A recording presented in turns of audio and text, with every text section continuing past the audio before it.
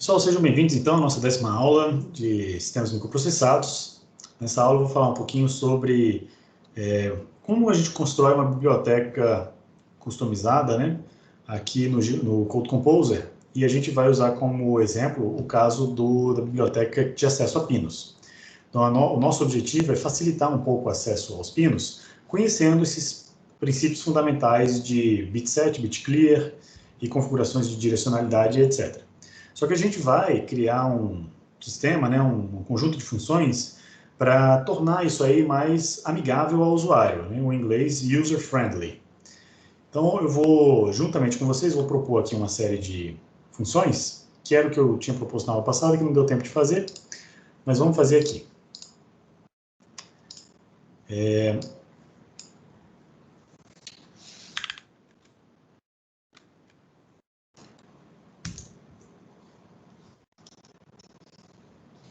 Vamos lá.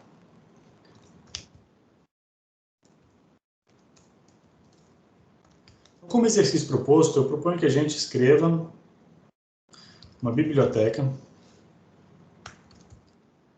uma biblioteca de uso do GPIO. De uso do GPIO. E nela a gente vai colocar as seguintes funções: pin write,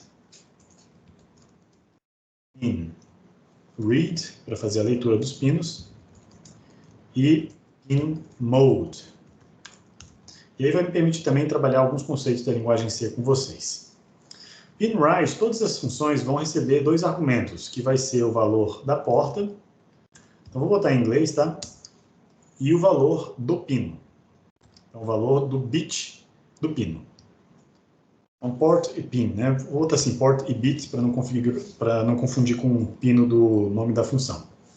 Então, o número da porta, por exemplo, se eu quero escrever no pino do LED, né, o LED vermelho, pino 1.0, então vou escrever porta 1, bit 0. E o valor, né, o valor que eu quero escrever, velho, em inglês. A função pinWrite não retorna nada, então ela vai ter um retorno como void. Já a pinRead vai retornar um valor de 1 byte, para a gente poder fazer a leitura só de um port de 1 bit, né? A gente não vai entrar nenhum value nessa função. E pinMode também não retorna nada por enquanto, e a gente vai configurar uma determinada porta, um bit dentro da porta, e o modo de funcionamento, né, que pode ser um modo... o que você sugere aí? Vamos fazer uma entrada, uma saída. A gente pode fazer uma entrada com resistor de pull-up, né? Uma entrada com resistor de pull-down. Então, vou botar assim, in pull-up. Tudo junto, pull-up. Ou uma entrada com resistor de pull-down. Então, o modo assume esses valores possíveis. E aí vai ficar muito bacana de ler o código, né? Porque se eu quero configurar um pino, eu já vou ler direto na chamada da função qual que é a direção dele, né? Qual que é a configuração dele por completo. Então, acho que isso aqui vai ser bem interessante. Eu vou começar escrevendo essas funções aqui na minha rotina principal, e aí depois a gente vai organizar isso em diferentes arquivos. Então, vamos lá. Vamos começar por pinMode, né? Uma função que não retorna nada, recebe como argumento 3 valores, o port e o modo.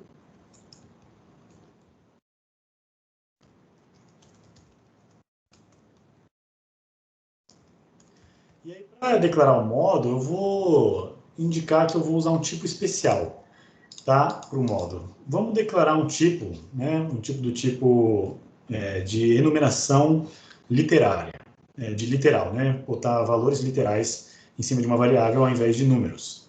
No final, né, no fundo, o compilador converte esse tipo de variável para um número, mas eu acho que é mais fácil trabalhar com letras. A gente vai criar um enum, uma enumeração que vai ter aqui os valores input, output, in pull-up e in pull-down, e a essa enumeração eu vou chamar de pinMode. Para poder Aproveitar essa enumeração e declará-la como um tipo, eu vou falar que essa enumeração, na verdade, ela vai definir um tipo. Então, ela é um type-def. E aí, para garantir que eu vou seguir mais ou menos o mesmo princípio que a biblioteca stdint, né, aproveitando, já vou incluir ela aqui, include stdint, todo tipo de dado ele termina com underline t. Então, eu vou chamar esse type-def, esse novo tipo de dado, que é essa enumeração aqui, de pinMode T, que é um novo tipo de dado que eu acabei de definir. Então, agora, a minha função, né, pinMode, tem duas entradas de tipo byte, que só podem assumir valores de 0 a 255, e uma entrada modo, que pode assumir qualquer um desses valores literais. Então, isso aqui é ótimo para usar, porque aí eu vou chegar aqui e vou fazer, ó, pinMode, eu quero configurar o pino 1.0, que é o LED vermelho, e eu quero configurar ele como saída. Olha como fica bacana e fácil de ler essa configuração, né? Uma outra Professor, coisa que eu posso... Oi. Pode o falar. type-def ele pode ficar em qualquer lugar do código? O quê? O O type-def? type... É. O type-def tem que vir antes do uso dele. Depois a gente vai ver a posição correta. Por enquanto, estou só escrevendo as coisas, a gente vai ver onde colocar. Mas realmente, a sua pergunta faz todo sentido, né? Porque a type-def tem que vir aqui no comecinho. É porque eu estou usando ele aqui, né? E a questão do output e tudo mais, se eu quiser colocar em maiúsculo, por exemplo, mas não quiser alterar no meu type-def, tem como fazer também? Agora eu não sei não sei se ele é case sensitive. Vamos testar aqui e aí eu te respondo. A gente já te passa a resposta para essa sua pergunta.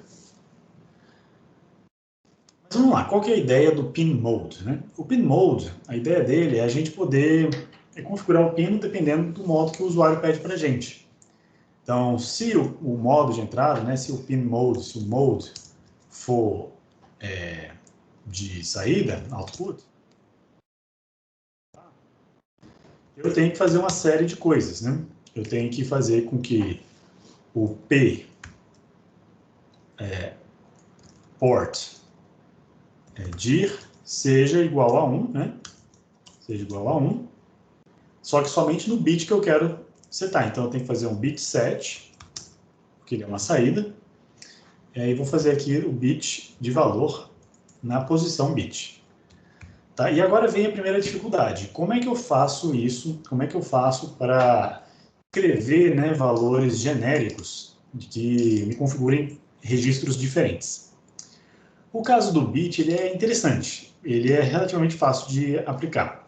No caso do bit, eu posso simplesmente pegar o valor, aqui eu vou inserir valores, então bit pode assumir valores, né, o usuário, eu espero que ele me insira valores de 0 até 7, no máximo.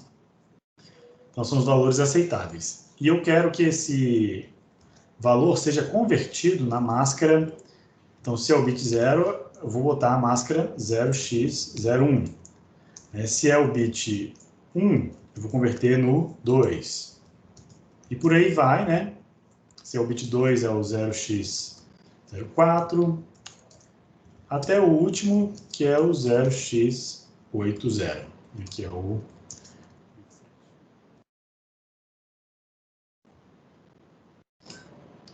Como é que eu faço isso automaticamente? Olha só, se vocês perceberem, olhando para essa variável, olhando só para os bits, né? Eu vou ter um bit que vai deslocando de valor, deslocando de posição, conforme o valor da entrada. Então, se for 0, ele fica na posição menos significativa, se for 1, na posição imediatamente à esquerda, até o 7, né, que ele assume essa posição mais significativa aqui.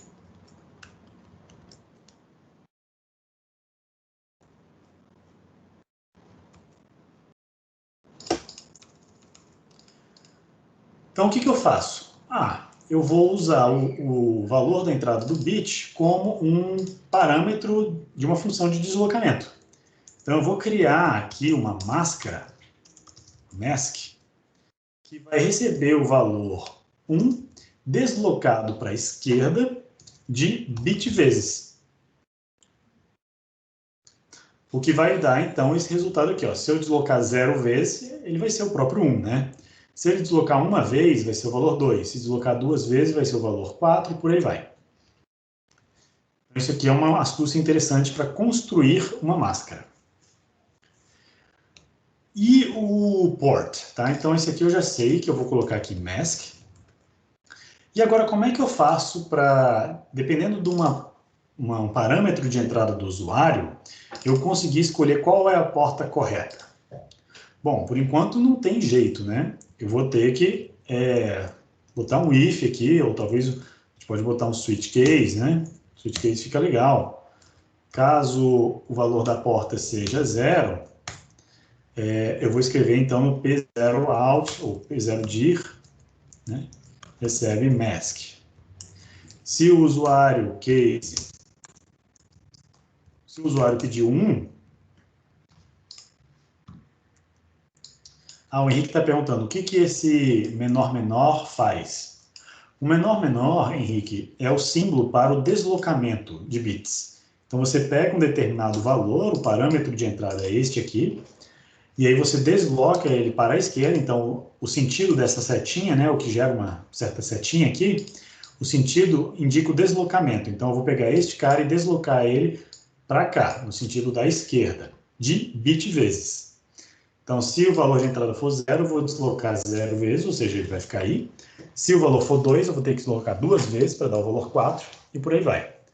Existe também o deslocamento para a direita, que faz com que o bit seja deslocado para a direita, mas que não é o que eu quero aqui. Eu quero deslocamento para a esquerda. Então, se o usuário colocar 1, aí eu uso P1 dir seta a máscara. Tá, isso aqui é uma forma de fazer. Sempre lembrando que no switch case, a gente tem que colocar um break ao final de cada case, né? Para ele não entrar no próximo caso imediatamente depois. O Henrique está perguntando o que acontece com a posição que ele estava. A posição, imagina, do bit 1 antes, do valor 1. Ó, isso aqui é um valor, né? Aí essa expressão vai gerar um resultado de deslocamento. Então, por exemplo, suponha que bit seja o valor 2. Então, essa expressão, ela resulta no bit 1 deslocado de 2 unidades para a esquerda. Então, ele vai deslocar 2 vezes. Aí vai acontecer que o valor 1 virou 4. Então, essa expressão vira 4. A máscara vai receber o valor 4. Tá? E o Carlos está perguntando, qual que é o tipo de deslocamento feito por essa operação? Excelente pergunta, Carlos. Vai depender do tipo de dado que você está trabalhando. No caso do deslocamento para a esquerda, é sempre um deslocamento aritmético, ou melhor, deslocamento lógico, que no caso do deslocamento para a esquerda é a mesma coisa. Ele sempre insere zeros à direita. Se for um deslocamento para a direita, né, ou no outro sentido, aí vai depender do tipo de dado que você colocar. Se você usar um unsigned int, que é um tipo de dado sem sinal, ele vai usar a rotação com carry e vai imediatamente antes disso zerar o carry. Então ele vai rotacionar inserindo zeros pela esquerda. Se você colocar um int, né, um valor com sinal, a rotação que ele vai usar é a rotação aritmética, que é a rotação que replica o bit mais significativo, né, o 8º bit aqui, ele replica o bit mais significativo para manter o sinal do operador, né, do valor que você quer deslocar.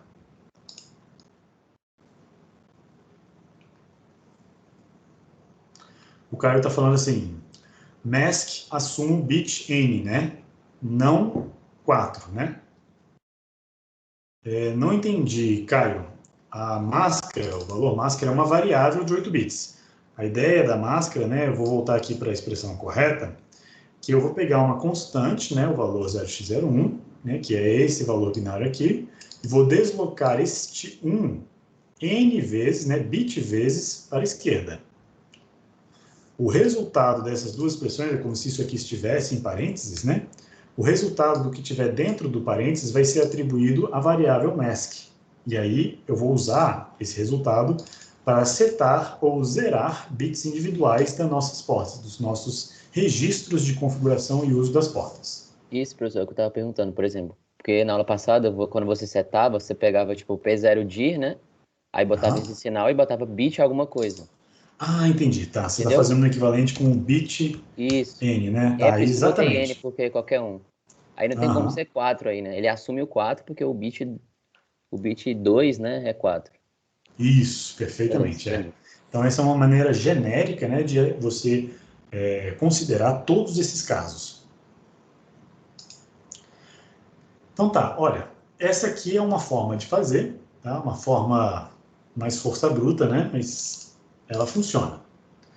Uma outra forma de fazer, se você quiser, você pode criar uma tabela, né, um mapa dos endereços das portas. E aí você faz um mapeamento, uma constante, por exemplo, um const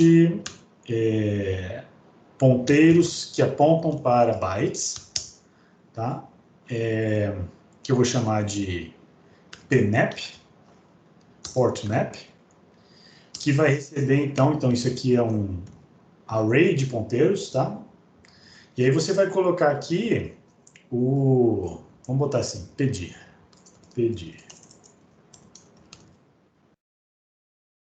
E aí você vai colocar aqui o endereço das portas de entrada. Então, por exemplo, eu quero o endereço do P0dir. E aí eu vou colocar um e-comercial para recuperar o endereço desse registro, né? Então, eu quero o endereço do P1dir, eu quero o endereço do P2dir, né? E por aí vai. Essa é uma solução interessante que permite transformar esse switch case em apenas um acesso de um vetor, que eu vou fazer pedir da porta. Então, pedir da porta recebe o valor da máscara, né? Que eu calculei ali em cima. Vocês entenderam esse método aqui? Se você puder repetir, por favor, professor. Claro. Então, isso aqui é um vetor, né, um array, um conjunto de dados de ponteiros para... inclusive, isso aqui está errado, né? Porque eu tenho que dereferenciar esse ponteiro, tenho que botar um asterisco aqui. Mas isso aqui é um vetor de ponteiros para posições na memória onde se encontram os registros de configuração P0dir, P1dir, P2dir. É uma forma de acessar indiretamente os registros, né, através dos seus endereços. Então, como é que eu faço para acessar, por exemplo, P0dir? Então, eu pego o endereço do P0dir, fazendo pedir 0, né? Olha só, vou botar aqui entre parênteses, só para ficar bem evidente. O pedir 0 vai retornar este endereço. Tá? E este endereço, eu quero dereferenciá-lo para escrever dentro de P0dir. Então, eu vou botar um asterisco para escrever o valor da máscara dentro de P0dir. Então, essa é uma forma... Oi? Entendi. Essa aqui é uma forma que você guarda na memória não volátil, porque quando eu botei um const aqui, o compilador não vai deixar eu modificar esse cara depois da declaração. Então, eu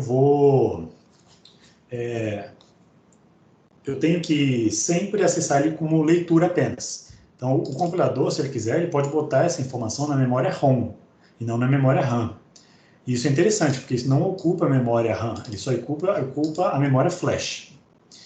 E aí, esses acessos eu faço aqui no código, dereferenciando o ponteiro, né? Professor, Então, oi. antes o senhor não teria que fazer um setar igual a 0 para evitar os glitches? Antes de fazer a máscara? Qual? Essa máscara aqui? Sim, antes de fazer com o e-comercial, invertida e tudo. Isso, o 0 se diz os outros bits dessa máscara, né? Não. Eu digo setar para quando você... Porque se for 1 ali, no alt, ele vai somar com mais 1 e aí vai ficar 0. E aí vai estar um valor errado, não? Soma onde? Aqui? Isso. Olha, na verdade, essa instrução, né, bit set, ela vai setar o bit apontado pela máscara, independente do seu valor anterior. E é isso que eu quero, não quero modificar os outros bits, porque a função pinMode, ela pede para a gente apenas modificar um bit específico dentro de uma porta, e não os demais bits. Então, eu não posso zerar os outros bits, ou zerar este bit, para não influenciar nos outros bits. Eu não quero ter esse impacto. O que eu digo é esse aqui, ó. Eu vou colocar no comentário, no Coloquei no chat. Para limpar. Certo. Tá. Isso, quando você zera o bit do payout, né, você está colocando o valor padrão de saída. A gente vai fazer isso em outra função, que é a função pinWrite. Então, o usuário ele tem que se preocupar, se ele configura um pino como saída, a gente vai deixar isso para o usuário, tá? O usuário vai precisar botar um pinWrite aqui, né, escrever 0, antes de configurar o pino efetivamente como saída. Ah, sim, perfeito. Eu estou fazer isso na nossa ansioso demais. função. Não, é porque a nossa função ela não tem esse escopo. Ela é muito específica e ela só configura a direção. E se tem ou não tem o resistor de pular para pull down. Certo? Então vamos fazer agora para os outros casos, né? Vou começar com o input. Então mode igual input. Vamos completar aqui, pelo menos até a porta 4, né? Mas e aí em casa vocês completam com todas as... Teriam que ter todos os todas, casos. né? Até a 7, né? Isso.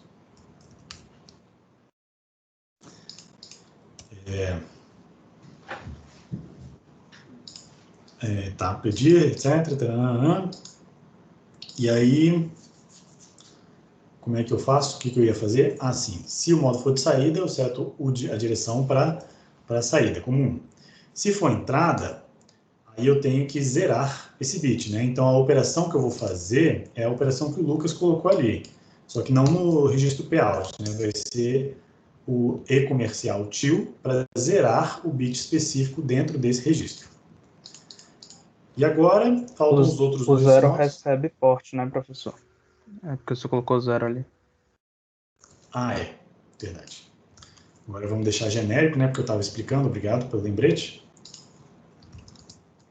Se o modo for in com pull-up, aí eu tenho que fazer mais algumas coisas, né?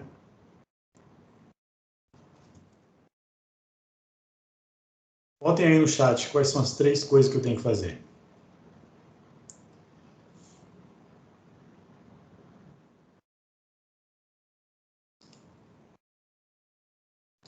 Primeira direção, né, sem dúvida, é uma entrada. Não precisa escrever dessa forma aqui, tá? Pode botar simplificado do tipo dir igual a 0, né, registro tal igual a tanto. E a sintaxe mais pesada eu coloco aqui.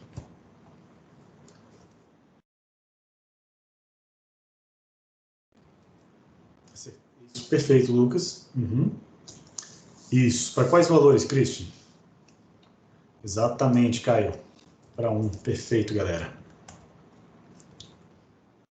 Então, a gente precisa do renable e a gente precisa do registro out. Então, eu vou refazer a mesma coisa aqui, fazer mais 2 constantes para renable e para o out. Então, em vez de dir, eu vou substituir por renable.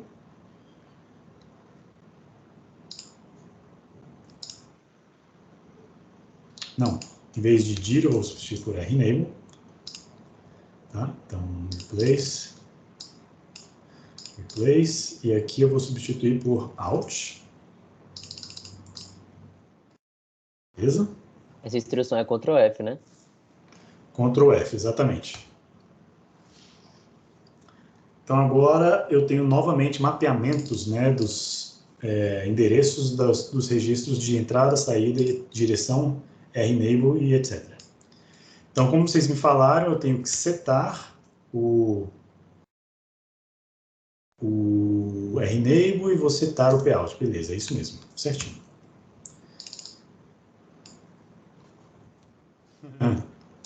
Eu gosto. Eu uso muito Ataris. E E por fim, o pull down, né, que é o último que faltou. A gente vai fazer a mesma coisa que o pull up, botando direção para 0, renable para 1 e o out para 0, para garantir que o valor padrão, exatamente, João Pedro, botar out igual a 0. Maravilha. Valeu, José. Exatamente isso aí.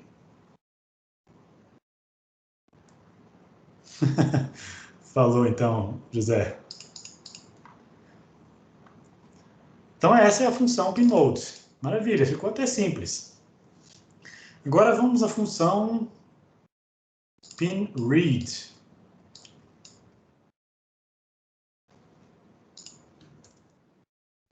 A função pinRead, como ela lê alguma coisa, é bom que ela retorne um valor, né? Valor unsigned, que vai ser o valor do pino. E aí eu vou colocar como entrada novamente o port e o bit. E aí vocês vão ver por que disso aqui, tem uma motivação interessante por trás disso aqui. E o que eu vou fazer? O pinRead, ele tem que ter um mapeamento do PIN, né? Então, eu vou pegar um mapeamento aqui, vou construir um mapeamento da entrada, PIN. E aqui, novamente, vou substituir dir por in.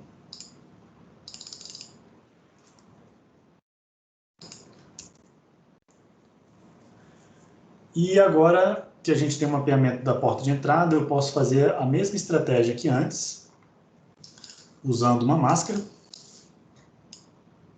E essa expressão ela é tão simples, eu posso até substituir ela por uma macro. A gente pode tratar aqui de macro, se eu quiser. Vamos fazer uma macro para isso aqui. Eu vou mostrar para vocês uma outra forma de escrever esse cara aqui. Você pode definir macros que vão realizar funções muito simples. Então, por exemplo, a macro bit n vai ser o valor de 1 deslocado de n vezes. Toda vez que ele encontrar a macro bit, ele vai substituir por isso aqui, que é exatamente o valor da minha máscara. Nesse caso, ela está sendo usada quase como uma constante, né? Só não é constante porque o valor depende do valor do usuário, do que o usuário pede. Então, eu posso substituir esse mask por bit n. Eu vou fazer isso nessa função específica e vocês escolhem aí, quando vocês forem escrever o código de vocês, qual é a maneira que vocês preferem. As macros eu gosto de escrever com letra maiúscula. Então, a ideia aqui é dereferenciar o PIN da porta que eu escolhi e setar pinRead, né? Então, eu tenho que retornar, dar um return, o valor lido dessa porta filtrado pelo bit, mesmo pelo bit. Bit ficou esquisito, mas é isso aí.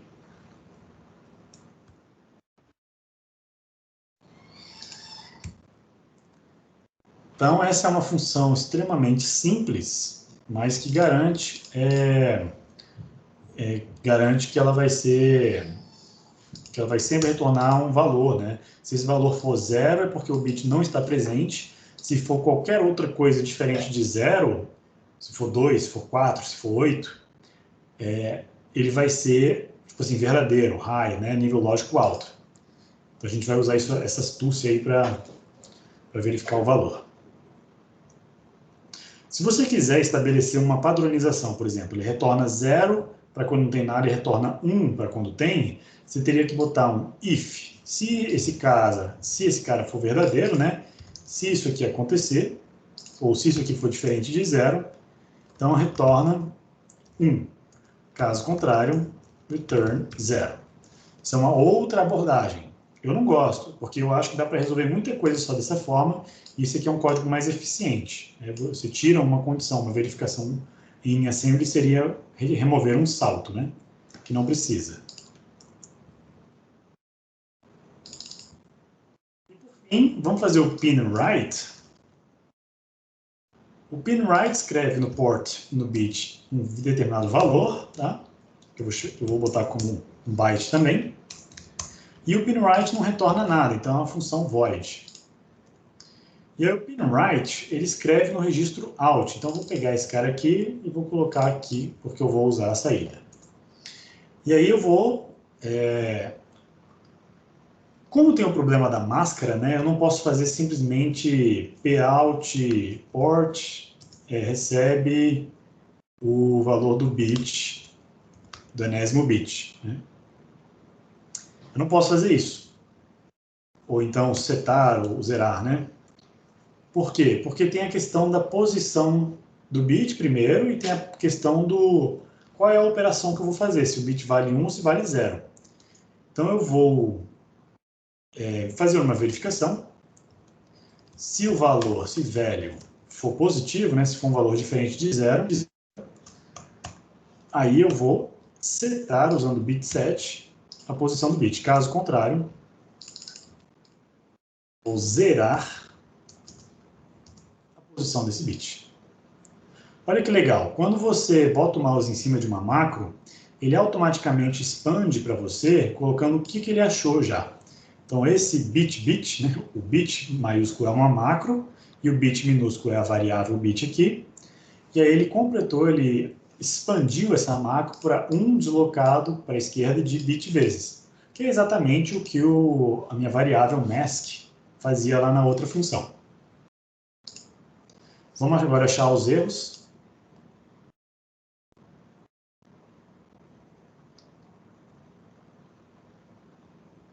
P0 out é indefinido. O que eu escrevi de errado aqui?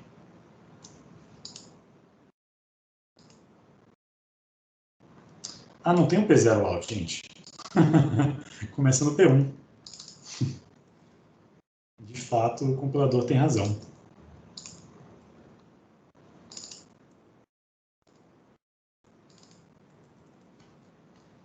Beleza. Ah, só que agora tem um problema, né? Porque o usuário vai botar a porta 1 e ele vai, então, agora começar, o 0 vai ser o P1dir. Posso tentar resolver esse problema de duas formas. Ou eu coloco aqui port -1 toda vez, ou eu coloco uma entrada dummy aqui. Sei lá, repetindo P1dir, eventualmente. Pode ser uma solução um pouco melhor. Professor, nesses casos, compensa fazer uma função só para definir isso aí? Sim, existe um outro método que você pode calcular esse valor cada entrada. Aí tem que seguir uma lógica, uma determinada lógica, olhando para o datasheet, né, para calcular um endereço.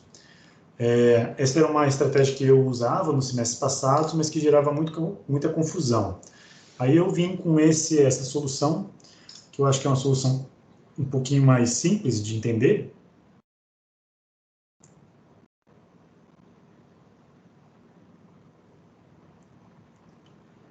O que ele está falando aqui? Um valor de tipo unsigned char não pode ser inicializado, não pode ser usado para inicializar uma entidade de tipo constante. Professor, será que não é o escopo da função que não botou?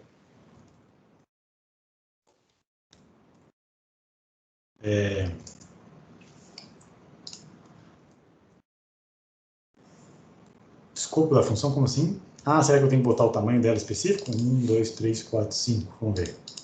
Será que é? Eu falo, por exemplo, você criou um monte de função, né? Aí lá em cima você não... Mas você só tá montando, né? Não tá debugando. Eu ainda não cheguei nisso aqui. Hoje a gente ainda vai chegar nesse erro. Que ele vai falar que não está definido as coisas, a gente vai ter que definir aqui em cima. Por enquanto, só estou tentando resolver essa declaração aqui. Não pode ser inicializado para um constante. Tá, tudo bem, paciência. Vamos botar sem constante, então.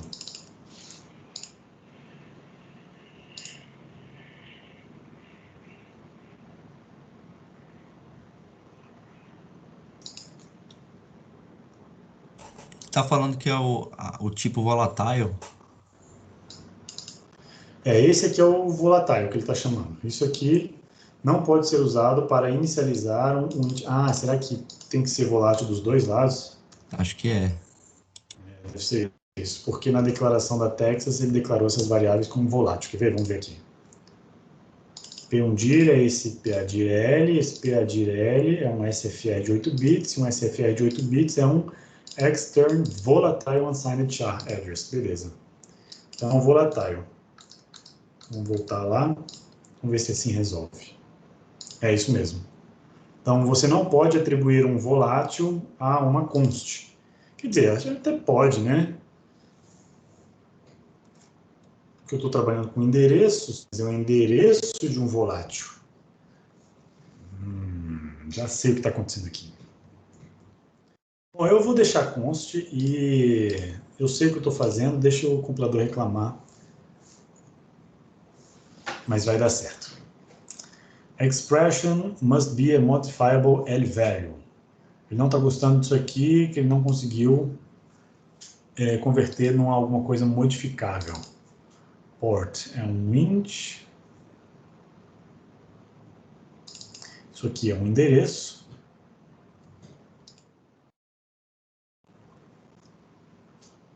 Estou dereferenciando esse cara.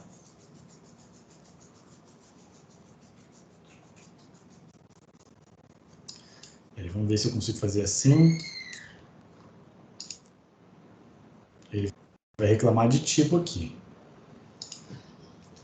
Ah, eu não posso modificar uma const, é isso que ele está falando. Tá, então tem que ser volatile mesmo. Porque eu vou modificar esses valores. Não faz sentido usar const, na verdade, porque eu vou modificar esses valores logo embaixo. Então tem que ser volátil mesmo.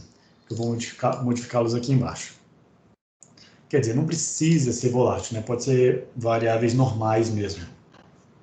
Mas se for constante, eu não posso modificar depois. Ele estava reclamando porque eu estou tentando modificar uma variável que é constante. Mas, na verdade, não é constante. Ok, então isso aqui está resolvido. Então, vamos corrigir o erro nos outros.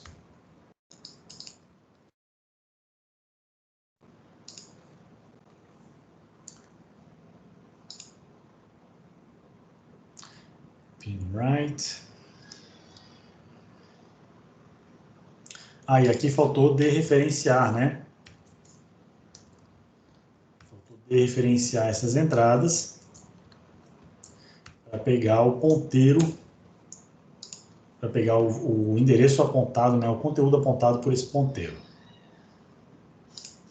Beleza, resolvi o que estava dentro das funções, agora vamos aqui em cima para ver a chamada dessas funções.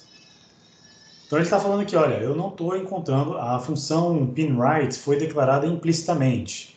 E aqui ele está falando, não encontrei o símbolo output. Então isso aqui é o tipo de coisa que acontece quando você declara suas funções e embaixo, depois da main. Isso era uma coisa que a gente fazia lá em assembly, mas em C ele pede para você declarar as coisas antes de usá-las. Então é interessante que a gente declare, fala que a gente tem essas funções aqui em cima, né? E eu vou deixar as funções embaixo mesmo. Mas o que eu vou criar aqui em cima é somente os protótipos das funções. Então, estou estabelecendo aqui os protótipos de funções.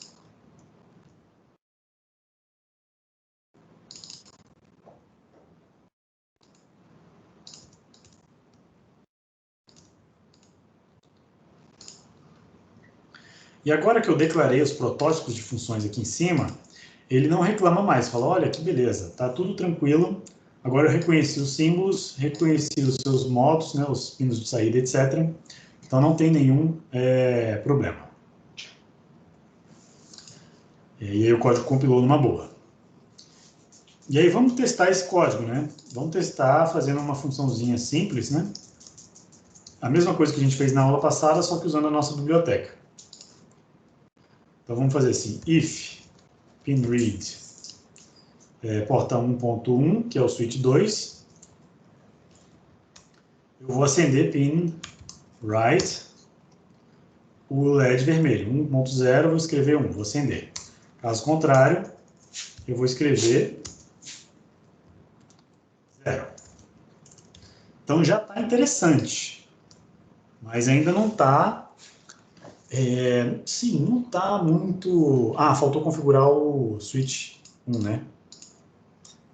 Vou botar aqui um pin mode 1.1, vou configurá-lo como entrada com resistor de pull up.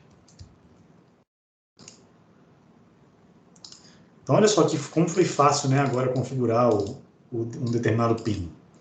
Só que uma outra coisa que a gente pode fazer é, em vez de usar 1.0, 1,0, etc., a gente pode simplificar com macros. Por exemplo, eu posso definir uma macro chamada redLED, que vai ser a definição do pino 1.0. E eu posso também definir uma macro chamada switch 1, ou switch 2 no caso, né? Que é o pino 1.1. E aí, ao invés de usar aqui 1,0, eu vou substituir isso por redLED. E aí fica mais legal ainda de ver, porque eu vou escrever pin right, escreve no LED vermelho o valor 0.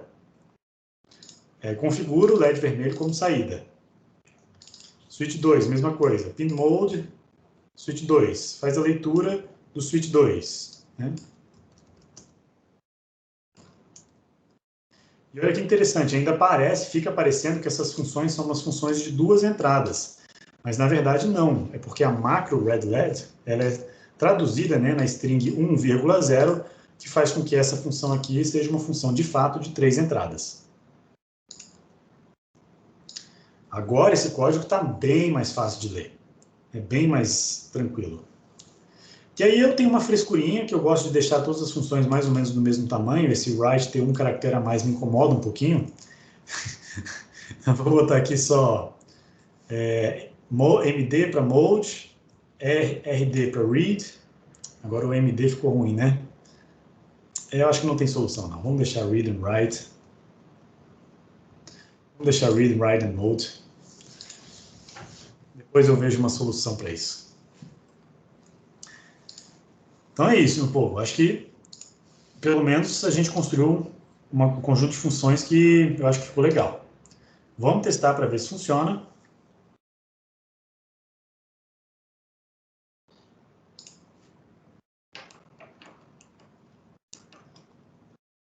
Vou dar play aqui. Vamos fazer o seguinte, vamos executar passo a passo para ver se ele está, de fato, fazendo o que a gente quer, né? Opa.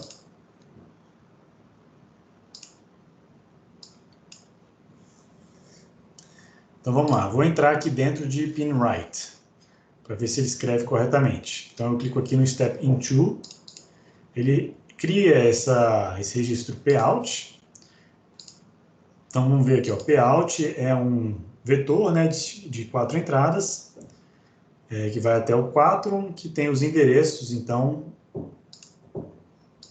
Ah, eu esqueci. Ó, tá vendo? Eu esqueci de botar aqui o dummy do 0, né? Vai acontecer que eu também tenho que botar ep1in. Esse cara aqui eu nunca vou chamar, né? Ele é um dummy. Eu estou gastando um byte a mais para deixar a função mais simples de chamar.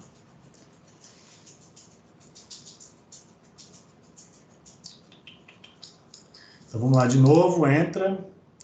Eu vou atribuir o valor do Pout. Pout está aqui.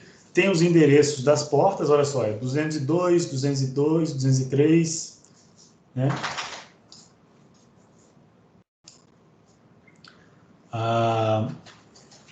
Vamos ver aqui nos registros se o endereço está correto. Ó, porta 1, P1, P1 out, view memory at address. E aí o endereço é de fato, ó, 202. Então está certo, o endereço está correto. Voltando aqui nos registros. Então vamos lá de novo. Agora, se o valor for positivo, então como eu estou escrevendo 0, ele vai para o else. Então ele vem para cá e atribui ao endereço. Vamos lá para o endereço do Pout, né? É a porta P1. Então vamos aqui para o P1. Pout.0. É essa a primeira que eu estou chamando? Deixa eu ver aqui. Eu estou escrevendo 0 para o P1.0, tá?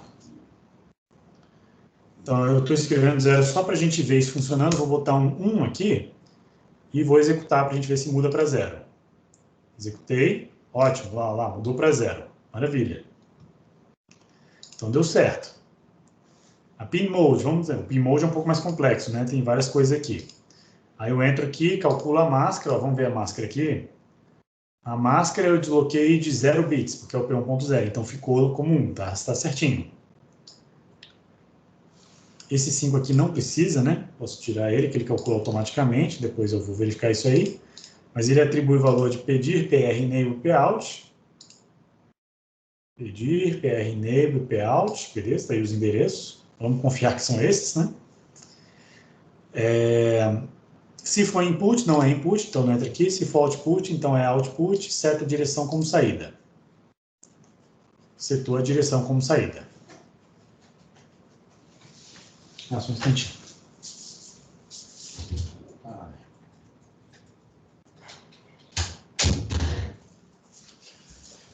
A cadeirinha estava querendo sair aqui do quarto. Então, ele configurou como saída, tá beleza.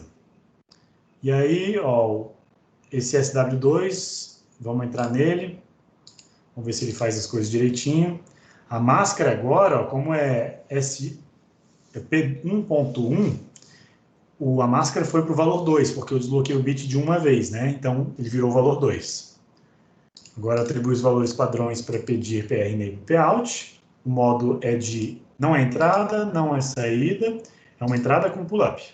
Então, vamos ver aqui nos registros, o pino dir, cadê o dir? Aqui. 1.1, né, esse aqui tem que ir para 0, já está em 0. O PR enable está aqui, já está em 0, ele tem que ir para 1. Foi para 1, maravilha, deu certo.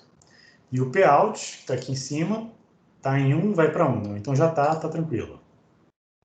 Beleza. Então fez a funçãozinha, deu certo. E aí eu vou dar play, então, assumindo que o resto tá ok. E aí vamos ver o comportamento aqui. Vou mostrar no... Ops. Vou mostrar aqui na câmera para vocês. Aqui o comportamento, ó. Então ele acende e apaga conforme eu aperto ou solto o LED. Então nossa bibliotequinha está funcionando. Agora, só para terminar a aula, pessoal, eu vou encapsular esse código num arquivo dentro do nossa pasta de projeto. E aí a minha sugestão vamos botar aqui uma pasta chamada libs, né? Bibliotecas. Aí eu vou criar 2 arquivos aqui dentro. New source file, vou chamar de gpio.c e vou fazer um gpio.h. Eu só copiei e colei, os 2 arquivos estão vazios, tá? Vou apagar tudo que tem aqui dentro. E aí eu vou fazer o seguinte, no arquivo .c, eu vou colocar todas essas funções aqui.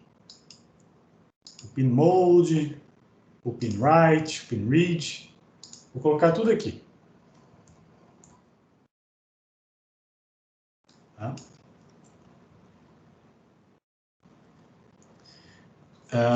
Outra coisa que me parece interessante fazer, olha, eu declarei o Pout aqui 2 vezes, ó, tá vendo? Pout aqui, Pout aqui. Às vezes é interessante deixar essas variáveis disponíveis para todas essas funções. Então, eu posso declará-las fora do escopo aqui, para não ficar declarando 2 vezes, né? E aí elas viram variáveis globais. E eu posso usar também fora dessa biblioteca, que também me parece bem interessante. E aí eu vou também criar um arquivo cabeçalho para indicar para o usuário quais são as funções disponíveis dentro dessa biblioteca. Então, no meu arquivo principal, eu vou incluir apenas o arquivo cabeçalho para que você possa usar, né, para que a gente, quando for trabalhar no futuro, possa usar essas funções. É interessante que você bote as definições de tipo e os defines, né? Mas não coloque a declaração das variáveis. Bom, a declaração de tipo, obviamente, precisa, porque aqui eu tenho pinMode, e eu também preciso do tipo de dado que eu for usar aqui dentro, que é o std_include. std_int, desculpa.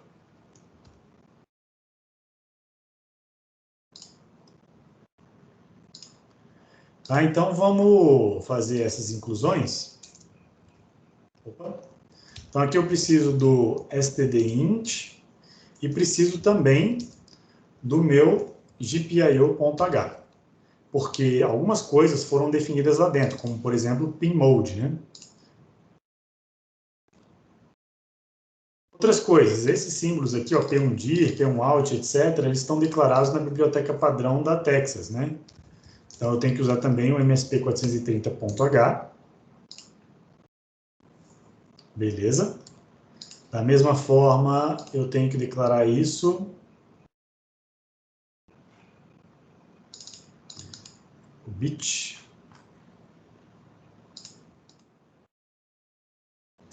Faltou trazer também.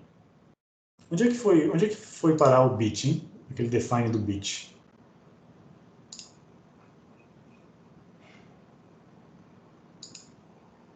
Oxi.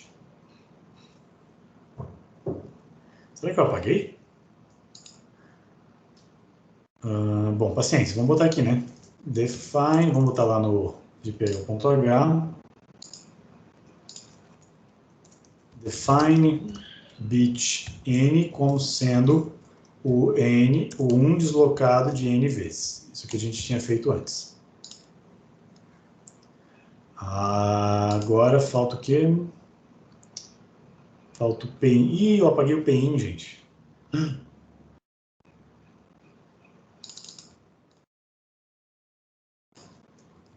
Mas é fácil consertar.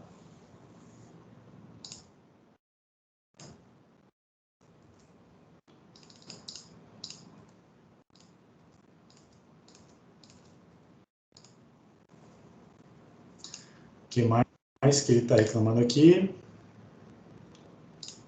Beleza. Então, dentro da minha biblioteca está tudo ok.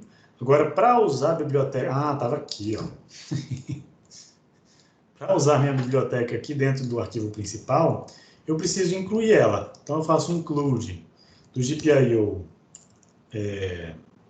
libs, né, barra gpio.h. E aí ele vai agora compilar direitinho. Então, eu estou usando essas funções que estão dentro da minha biblioteca.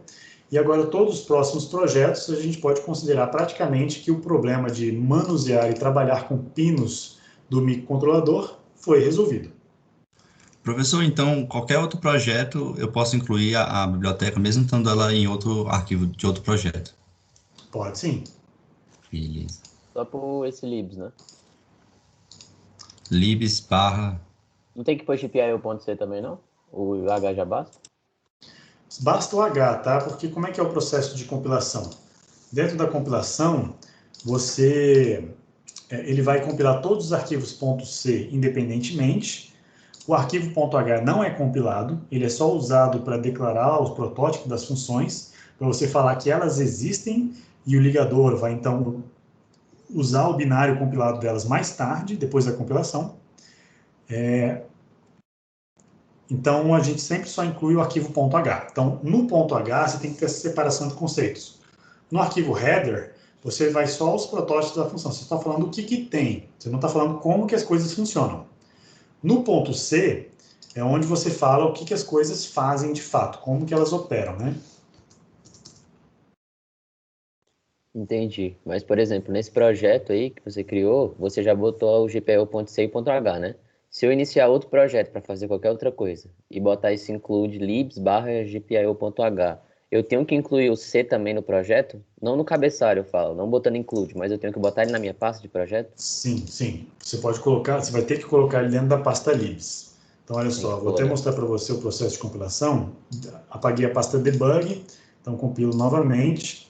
E aí eu vou te mostrar aqui no console que ele compilou todos esses arquivos. Então, ele começou compilando aula.c, depois ele compilou libs gpio.c, e aí depois ele chamou o linker, né? Ele compilou duas coisas separadamente, e depois chamou um segundo programa chamado linker, que é o ligador, que ele usou como parâmetro de entrada, olha só, aula 10 obj, que é o binário da função principal, gpio.obj, que é o binário da minha biblioteca GPIO. Então, ele juntou esses dois binários num arquivo de saída chamado aula 10 GPIO lib out, que é o nome do projeto, né? Então, arquivo.out é o arquivo de fato que vai ser executado. Os arquivos OBJ são os arquivos executáveis de cada um dos arquivos separadamente. São os executáveis daqueles arquivos. O Alt aqui tem tudo.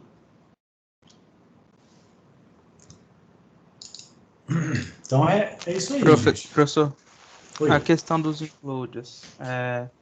Eu poderia, por exemplo, fazer o include do MSP 430 no cabeçalho do GPIO? Pode. Pode e deve, né? Aqui no cabeçalho do GPIO não precisa, na verdade, porque a gente não está usando nenhum símbolo aqui específico do MSP 430.h.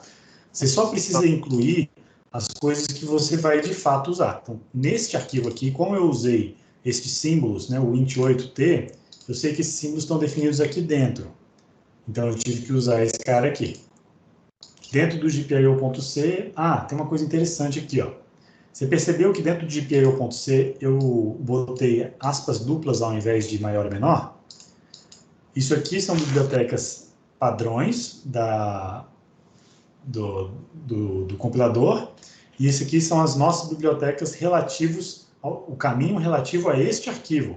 Então, por exemplo, GPIO está nesta pasta. Então, para me referir a GPIO.h, eu tenho que me referir com o caminho GPIO.h relativo à posição deste arquivo, que é o GPIO.c. Então, não tem nenhum caminho em GPIO.h aqui. Então, se eu tivesse em outra pasta, teria que colocar 2 pontinhos, barra... Exatamente. E aqui, ó, na aula 10, que é o principal, que está fora da pasta libs, eu tive que incluir o libs barra GPIO.h. Porque eu sei que, em relação à aula 10, o arquivo de cabeçalho está dentro da pasta libs, que é o arquivo.h. E se eu quiser fazer o include da aula 10 dentro do GPIO.h, por exemplo? Aí você tem que usar o 2 pontos, né? 2 pontos, barra. Você pode voltar uma pasta anterior dessa forma. Certo, obrigado, professor. Eu fiquei um pouco confuso agora. Tipo, se eu criar um novo projeto, essa pasta libs tem que estar dentro dele?